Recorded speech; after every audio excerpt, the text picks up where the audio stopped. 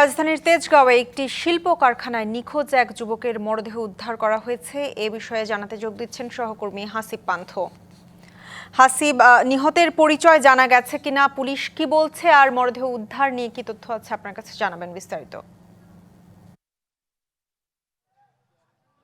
ঈশিতা, আমি এই মুহূর্তে অবস্থান করছি তেজগাঁওতে, ঠিক এই যেখানে মরদেহটি উদ্ধার করা হয়েছে। পরিচয়ের কথা যদি বলি, যে ব্যক্তিটির মরদেহ উদ্ধার করা হয়েছে বয়স আনুমানিক 16 থেকে 17। তার নাম বিজয়, ময়মনসিংহ তার বাসা, এবং তিনি কিন্তু আসলে বিশেষ করে এখানে পরিচ্ছন্নতা কর্মী হিসেবেই কিন্তু কর্মরত ছিলেন। তবে আমরা এখানে আসার পরবর্তীতে যেটি জানতে পেরেছি, এই মাত্রই কিন্তু আসলে মরদেহটি ঢাকা সোহরাওয়ার্দী মেডিকেল কলেজে হাসপাতালে নিয়ে যাওয়া হয়েছে ময়নাতদন্তের জন্য। তবে পরিবারের যে অভিযোগটি রয়েছে, বিশেষ করে তারই সঙ্গে কর্মরত ছিলেন আরও একজন তার কলিগ বিজয়, পরিবারের অভিযোগ কিন্তু সেদিকে। আমরা একটু কথা বলার চেষ্টা করব। এখানে আসলে 10:30টার পরপরই কিন্তু লাশটি পাওয়া যায়। তারপরে তার যে বোন আসেন এবং আমরা একটু কথা বলবো। আপনি কখন জানতে পেরেছেন? রাত্রে 10:30টার সময়। এসে তো দেখলেন, কোনো অন্তর্দ্বন্দ্ব ছিল কিনা তাদের মধ্যে? অবশ্যই ছিল। একটু যদি বলতেন। কবে নাগাদ উনি নিখোঁজ হয়েছে? বৃহস্পতিবার দুপুর 1:30টার পর থেকে।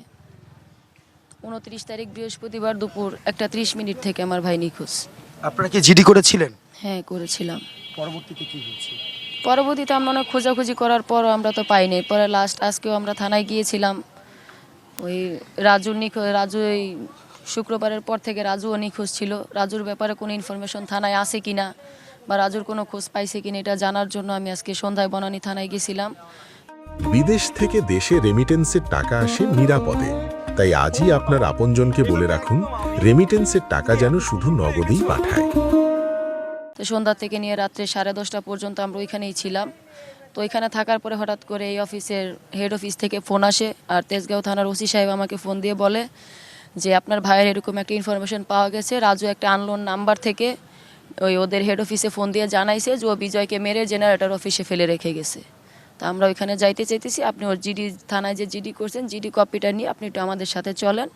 আপনি ওটা দেখে আর কি আপনি ভেরিফাই করবেন যে ওটা আসলে কি আপনার। আমরা রাজুরে ধরছিলাম, রাজুরে ধরে আমরা পুলিশের কাছে উড়াই দিছিলাম, কিন্তু পুলিশে খালি প্রমাণের অভাবে ওরা ধরে রাখতে পারে নাই, ছেড়ে দিছে।